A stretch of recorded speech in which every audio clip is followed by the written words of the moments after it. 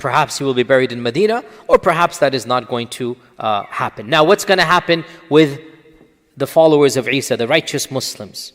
This is where the end of times, the actual end of times begins. And it will begin with a very peaceful ending. What is that peaceful ending? Sahih Muslim reports from Abu Hurairah that the Prophet ﷺ said, Allah will send a wind from Yemen that is softer than silk, that shall not leave anyone that has an ounce of iman in his heart, except that he shall pass away. Peaceful death. Hadith is in Sahih Muslim. A wind will come from Yemen, beautiful, fragrance, sweet. It will be gentler than silk. And when the people smell it, if they have iman, they will die a peaceful and natural death. And if they don't have iman, they're still going to be there. Jayyid. Now, what do you think is going to happen when in the whole earth nobody of iman is left? What do you think is going to happen? This is what our Prophet ﷺ said, that after this point in time, idolatry will return to the Arabs. And by Arabs, he meant the children of the Muslims, because when you said Arab back then, you meant a Muslim as well. That, and he mentioned specific tribes, and he said the women, their bodies will be doing tawaf around the tribes of the ancient. And the people, he said, will become worse than baha'im, worse than animals. And they will copulate in public like donkeys. That's what the Prophet ﷺ said. That might happen. Now, this hadith is mentioned as pre-Qiyamah and as also end of Qiyamah. So Allah knows best. It appears that there will be a time where fahisha will be prevalent even before the Mahdi. And then there will be a time that will become even more prevalent before the actual trumpet is going to be blown. Now, if there are no Muslims, what will happen to the kalima? What will happen to the salah? What will happen to the Quran? What will happen to all of these? Abdullah bin Mas'ud said, a time will come, a night will come, that the entire Quran will be taken back by Allah subhanahu wa ta'ala. The people will wake up and the mushafs will be blank. And there will be no one with the Quran in their hearts. This is a report in Musnad ad-Darimi. In another version, he said to his students, make sure you read the Quran before it is taken away. The students said, oh teacher, these mushafs, how can they be taken away? And us huffaz, how can it be taken away? And Ibn Mas'ud said, a night will come when the Quran will be taken away and nobody will remain who can recite a single verse. And they will even forget La ilaha illallah. And they will speak the speech of jahiliyyah. Means they're going to talk the fahisha, vulgarity, evil stuff. And this is when Allah Azza wa Jall's statement, وَإِذَا وَقَعَ الْقَوْلُ عَلَيْهِمْ أَخْرَجْنَا لَهُمْ دَابَّةً مِّنَ الْأَرْضِ تُكَلِّمُهُمْ النَّاسَ كَانُوا بِآيَاتِنَا يُوقِنُونَ. This is Surah An-Naml verse 82. This is when this statement is going to happen. What is this statement? It talks about the beast. And we'll talk about the beast inshallah. Definitely not today. We're going to get to that inshallah in our next class. Inshallah, the next Wednesday inshallah. In another version, Ibn Mas'ud said that the Quran will be taken away in one night. And not a single verse will be left in the qalb of any servant. And not a single mushaf will remain with the speech on it.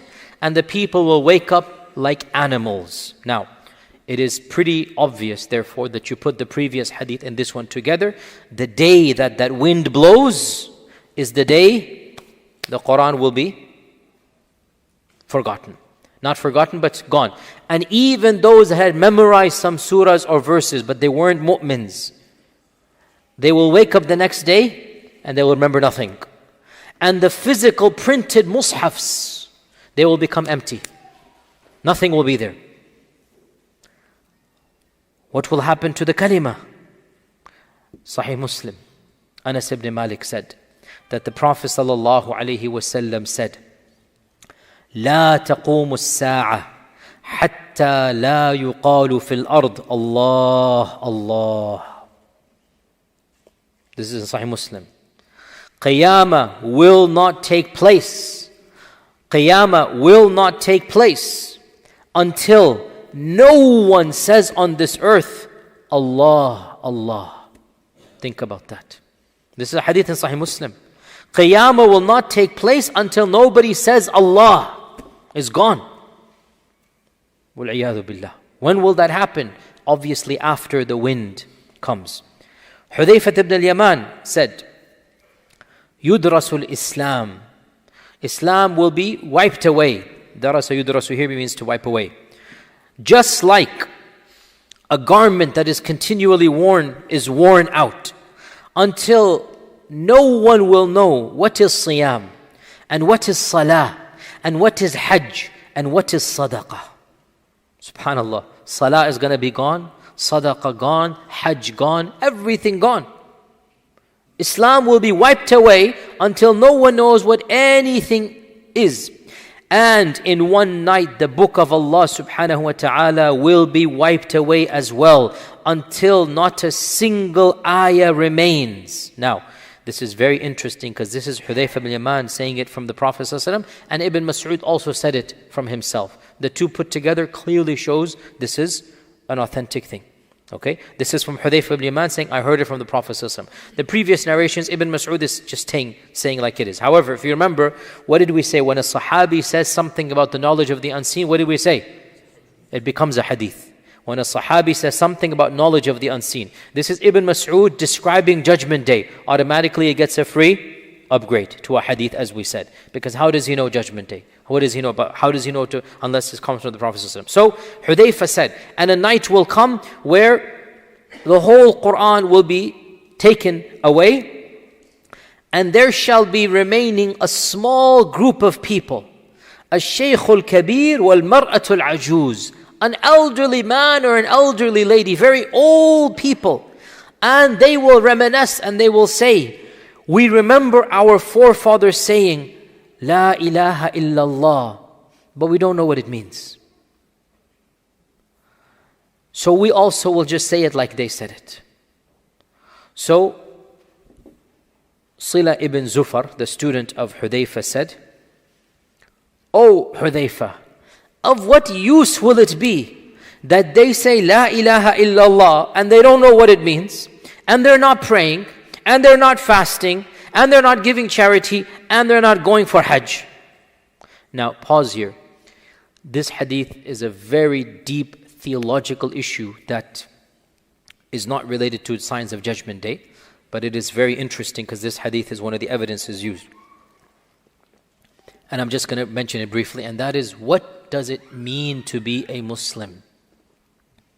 What does it mean to be a Muslim? Is it enough to say you're a Muslim and not do anything? There are so many in this land, we seek Allah's refuge, our own children and grandchildren, meaning the Muslim communities. There are so many whose parents are, mashallah, the best of the best. Board members, imams, du'at, coming Fajr Salah. And their sons and daughters have nothing to do with this religion whatsoever, other than the title, I'm a Muslim. They will not even take off Friday to come and pray Jumu'ah. They will not even care about Eid. But if you ask them, they say, oh, I'm a Muslim, yes. My parents are Muslim, yes. It's very common. Are they Muslim? Some ulama said no, some ulama said yes. And those that said no have a long list of evidences. Those that said yes, they primarily use this hadith. Because this is a man or an old man, who is going to say he doesn't pray, he doesn't fast, he doesn't do anything, but he simply says, yeah, I remember my forefather saying this word, I don't know what it means. And by the way, another tangent, completely irrelevant, yet so relevant. The Muslims who came to this land as slaves, they were not able to preserve their religion. They were not able to preserve their Islam completely. Allahu alam how many Muslims came, but they are in the tens of thousands in the very least. Think about that, by the way. In the tens of thousands, Muslims were brought here from West Africa, from the coasts of Africa, from what is now Senegal and these regions. They were brought here as slaves. We know so many of them. Ayyub ibn Sulaiman, we know. And Bilali, we know. We know them. We have pictures of them. We have handwritten documents in the Smithsonian. We still have Qur'ans that they wrote from memory. We still have them in this land. These were slaves that had memorized the Qur'an. Some of them were ulama. Some of them were princes. They came here. And interestingly enough, this is a complete tangent, but hey, we should know this stuff. We are, in the end of the day, American Muslims, and we should know our own Islamic history in this land. A very interesting quirk, by the way, and I'm watching the time, don't worry, and I did promise you Q&A. Everything is there, inshallah. But let me go into this tangent. It's not prepared, but it's very interesting. There was this slave owner back in the 1800s who came across a Muslim slave and appreciated the Islam of that slave and realized Muslims are educated, Muslims can manage finances, and Muslims are trustworthy. So he made it a point to purchase Muslim slaves. And he had a plantation off the coast of Georgia on an island called the Sapelo Islands. The Sapelo Islands is called. Okay? This is all history you should know. And so on the Sapelo Islands, there was a large concentration of Muslim slaves, believe it or not. And they would establish the salah. They had a masjid. That is actually the first masjid of America. They celebrated Eid. How do we know this? Because the owners and the descendants of the owners kept diaries. And they talked about these Muslim slaves. And they mentioned that there was a festival in which they baked a particular cake that we now know it was the cake that Muslims would bake on Eid al-Fitr back home in Senegal or whatever. They would bake it on once a year and they would hand it out. This is in the Sapelo Islands. So this is in the 1860s, 1870s or so. Okay, obviously slavery is abolished, everything changes, whatnot. Okay, Sapelo Islands remains disconnected from the mainland. In the 1930s, Harvard University, or I should say Harvard, they sent a group of anthropologists to study the descendants of slaves. And they have a very, very extensive archive of audio, video material, audio, because they wanted to preserve the accents, they wanted to preserve the heritage, and video footage, not just in Sapelo, across America. It was a very, very well-researched project. And they went to the Sapelo Islands as well, obviously. And they interviewed the grandchildren of those people. They interviewed people in their 80s and 90s who have memories of their ancestors 3-4 generations ago. And what you read is mind-boggling. Of what you read, one of these people says, I remember I had an uncle so-and-so. Us kids would always make fun of him because he would go to one of the corner trees and fall flat on his face a few times a day.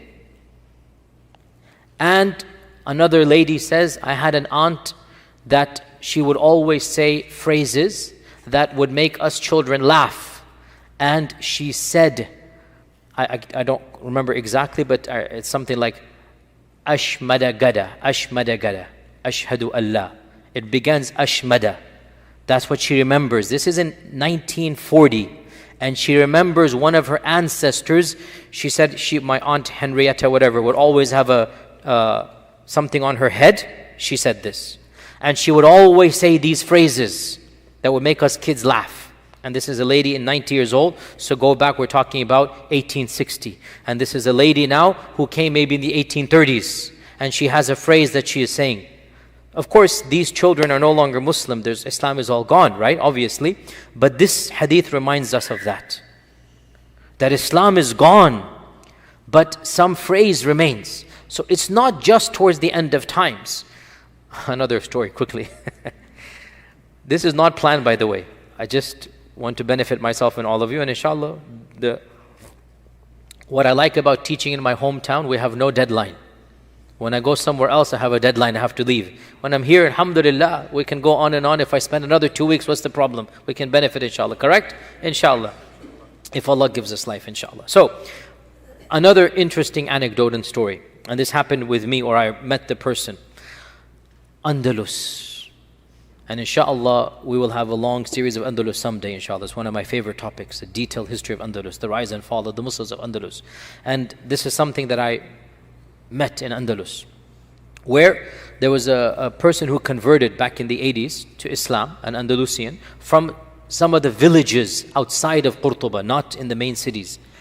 Make a long story, it's a very long story, make it short, inshallah one day I'll tell it to you in its full detail, that he was scared that his Catholic family, and especially his grandmother, who was a very hardcore Catholic, would get angry at him. So he would lock the door when he prayed. When he visited his grandmother, he would lock the door and pray. And one day he thought he locked the door and he didn't. You know, sometimes you turn the key, and his grandmother opened the door and he was in sajda. And he panicked, but what are you going to do? And his grandmother sat down next to him and began to cry. And the man became flustered, like, what am I going to do now? What do I tell my grandmother, etc., etc. He said the salam, and then he consoled his grandmother. Grandmother, don't worry, I still love you, everything is fine, I'm normal, everything fine.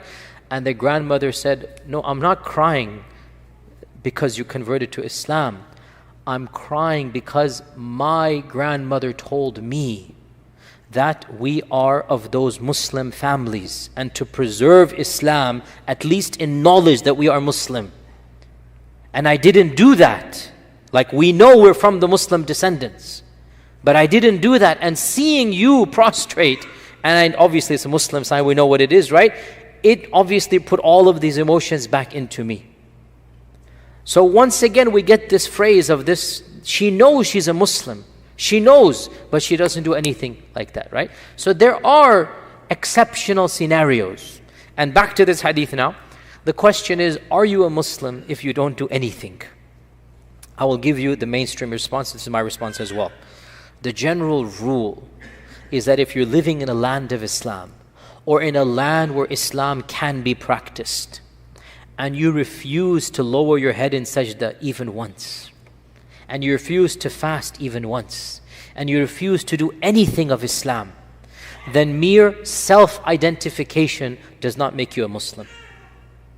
However, in exceptional circumstances like the Sepelo Islands, like Andalus, like right now what we're going to mention, the end of the hadith, in those circumstances, maybe there is an excuse.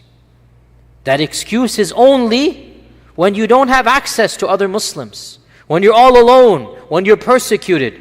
In that case, if you don't do anything other than say, I'm a Muslim, perhaps that will be enough for you. And this is proven in this hadith. And now we come back to this hadith, and then we'll pause for today, inshallah ta'ala, and give you at least 6 minutes for Q&A, inshallah. Hudayfa said, a time will come when the Quran will be lifted up, nobody will pray, nobody will fast, nobody will do this. His student said, of what use is to say the kalima without doing any of these things? And Hudayfa turned away, turned away, turned away. The third time he said, Ya Sila, O my student whose name is Sila, Ya Sila, it will save them from the fire of hell. That kalima will save them from Jahannam. So when there's nothing left, perhaps identifying with Islam is all that is needed. But this is an exceptional situation and scenario. Now what this also shows, an elderly man will say, I remember my forefathers say La ilaha illallah, which means there shall be an entire generation that is raised after the wind of Yemen. There will be at least 40, 50, 60 years.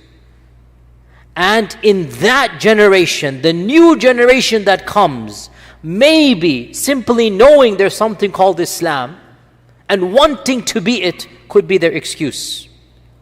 But the default will be, these people will be the worst of the worst. They will be animals or worse than animals, because there is no salah, there is no Quran, there is no kalima, there is no morality. They will live like animals, and we will come inshallah next week upon this generation shall be the actual trumpet, but there's still a few more signs that need to be mentioned before the coming of the actual trumpet. And with that, inshallah, we open the floor for questions, inshallah ta'ala. Who's going to be first? For 3 weeks I've been delaying questions. Bismillah, yes, go ahead. Bismillah.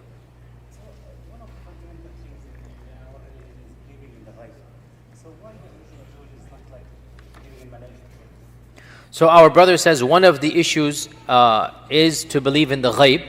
Why can't we just say that Ya'juj and Ma'juj is from the knowledge of the ghaib, like the angels? A valid point, because according to the mainstream interpretation, Ya'juj and Ma'juj are human beings, not unseen, seen. You can flesh and blood. They are the children of Adam. And my point that I said last week, are we required, is the Quran and Sunnah explicit and unequivocal that there are tens of millions of human beings living behind some wall right now as we speak? And my response was, looking at the text, no. Do you understand this point? If you understand Arabic, طبعا. Is it قطعية dalala? Is it something that is unambiguous, 100% we have to believe? Because on the other hand, we have some very, very difficult scientific facts to match up with this belief. Our religion does not tell us to be foolish. Our religion does not tell us to discard, because if we did that, we wouldn't be using our computers right now. We wouldn't be using technology. Our religion doesn't tell us to live like cavemen. We acquire knowledge and we use our intellect in a manner that Allah allows us to use the intellect. So if the Quran and Sunnah told us explicitly that there are a million people living somewhere and we don't know where they are, that would have presented us another issue. And we would have said, سَمِعْنَا وَأَطَعْنَا عَنْ عِلْمَ الْغَيْبِ. But when it doesn't, can we then rethink through? Even if it means that we are saying something that our previous generations of scholars did not say. And I don't have a problem with that. And that's what I posited. Now, if you wish to believe what most of classical and medieval Islamic history believed, I don't have a problem with that. Like I said, what can I say? That's your belief.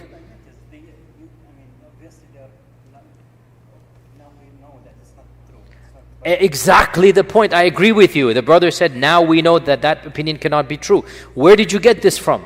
Our knowledge of modern science. It cannot be true, in my opinion, and the opinion of anybody who really understands. That's exactly what I said last week. Were you here last week? That's exactly what I said. It is ghaib, but at the same time, when our young men and women come and challenge us, what do we do with this? We have to present an interpretation. I could be wrong. And when it happens, we will see. I don't want to see it. You guys tell me if I'm right or wrong in the akhirah. I don't want to see when that happens. But I'm trying to preserve the iman of our youth in this interpretation. That's my goal. Sisters, any questions? Going once, going twice. Back to the brothers. Bismillah, go ahead. Go ahead. I'm sorry if you've already went over this, but is there any indication in Sahih Muslim that Dajjal is alive right now? Yes, I did go over it in a lot of detail. If you can listen to my lectures online. Inshallah. Go ahead, yeah. Yes, we went over this. Imam Mahdi is from the descendants of the Prophet ﷺ, and we would say he's from Hassan's descendants, not Hussein's. Sisters, anyone try? Sisters. Back again to the brothers. Yes, go ahead, yes.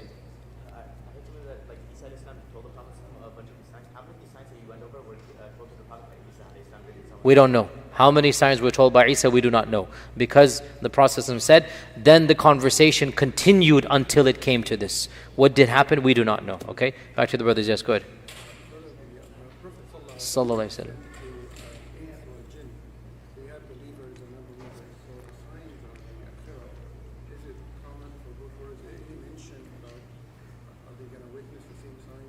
So our brother says that the signs don't seem to mention the world of the jinn. Will they also witness all of these things? Obviously, when this world comes to an end, the jinn will also come to an end in this world. So yes, the signs are the same for us and them. If you're trying to allude that the Ya'juj and Ma'juj might be the jinn, you're not trying to do that. Okay, that would be a very, very good and easy way to explain it, were it not for the fact that the ahadith are pretty clear that they are from the dhurriyyah of Adam.